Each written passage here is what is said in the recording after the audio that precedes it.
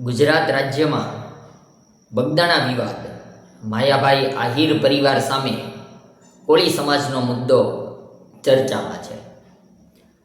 આંતરરાષ્ટ્રીય સ્તરે વેનેઝુએલા દેશ અને તેની સામે અમેરિકા એ મુદ્દો ચર્ચામાં છે. અમેરિકા દ્વારા વેનેઝુએલા દેશ ઉપર હુમલો કરીને તેના રાષ્ટ્રપતિ મદુરો અને તેમના પત્નીને પકડી લેવામાં આવ્યા. વેનેઝુએલા દ્વારા તો એવી રજૂઆત હતી કે તેઓ લાપતા છે, પોતાના દેશના સર્વોચ્ચ વડાનો ક્યાંય અતોપતો નથી. શું તેઓને અમેરિકા દ્વારા તેમને મારી નાખવામાં આવેલા છે કે શું છે, એમનો કોઈ અતોપતો નથી. પણ તેઓ અમેરિકામાં એક ખાસ પ્રકારની જેલ, આમ એ જેલ એવી છે કે પૃથ્વી ઉપરનું, જેવી રીતે ઘણા વિસ્તારો કાશ્મીર છે તો સ્વર્ગ ગણાય છે, પણ આ પૃથ્વી ઉપરનું નરક એવા પ્રકારની જેલમાં રાખવામાં આવ્યા છે, એવા મીડિયા રિપોર્ટ્સ છે.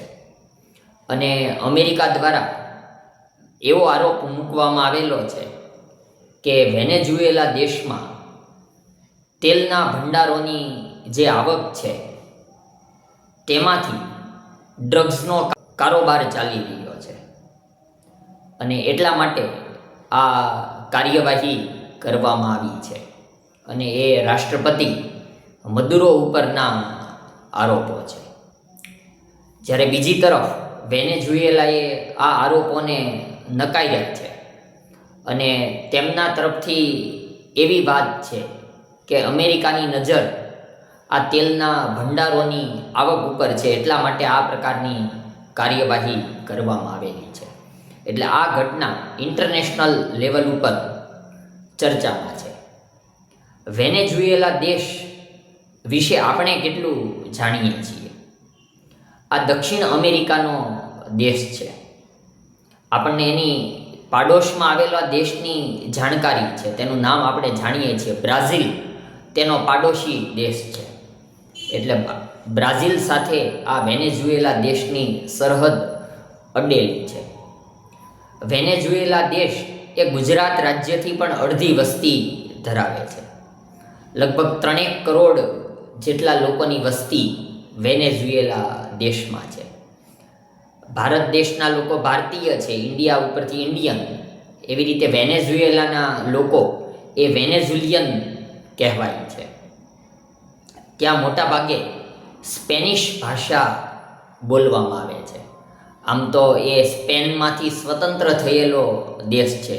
1811માં એ દેશ સ્પેનમાંથી અલગ થયેલો, અને ત્યારથી સ્વતંત્ર દેશ તરીકેની વેનેઝુએલાની ઓળખ છે. વેનેઝુએલા દેશમાં જે અન્ય જે જાણકારી મેળવવા જેવી છે, ત્યાંનું જે પબ્લિકનો ધર્મ છે એ 91% ખ્રિસ્તી ધર્મ પાળનારા લોકો છે. અને ખૂબ વસ્તી ઓછી હોવા છતાં એ પોતાની રીતે સ્વાવલંબી દેશ છે. અમેરિકા દ્વારા કાર્યવાહી કરીને વેનેઝુએલાના રાષ્ટ્રપતિ મદુરો અને તેમના પત્નીની અટકાયત કરવામાં આવી છે, તેમની પાસેનો કબજો લઈ લીધેલો છે. પણ હાલમાં જે દેશનું જે બધું સરકારનું કામકાજ સંભાળે છે, ત્યાંના ઉપરાષ્ટ્રપતિ, સંરક્ષણ મંત્રી દ્વારા એ દેશનું સંચાલન થઈ રહ્યું છે.